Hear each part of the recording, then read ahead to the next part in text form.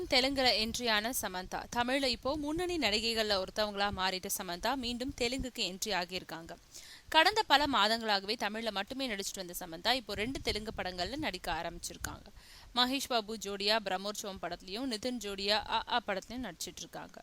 தமிழ்ல சமந்தா நடிச்ச 10 நேரத்துக்குள்ள 2 நாட்களுக்கு முன்னாடி தான் வெளிவந்தது. அடுத்த டிசம்பர் 18ஆம் தேதி தனுஷ் ஜோடியா நடிச்சிருக்கும் தங்க மகன் படம் வெளிவர இருக்கு.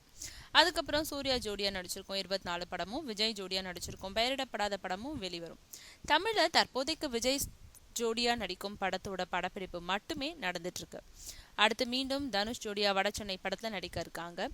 தெலுங்குல ஆரம்பமாக இருக்கும் பிரம்மோற்சவம் படம் தமிழ், தெலுங்கு ஆகிய 2 மொழிகளிலும் தயாராகிட்டு இருக்கிறதா அறிவிக்கப்பட்டிருக்கு.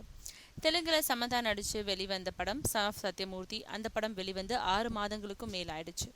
இப்போ சமந்தா நடிக்க ஆரம்பிச்சிருக்கும் படங்களும் இன்னும் 6 மாதங்கள் கழிச்சே வெளிவர இருக்கு. அதனால தெலுங்குல சமந்தாவுக்கு சுமார் 1 வருட இடைவெளி ஏற்படும்.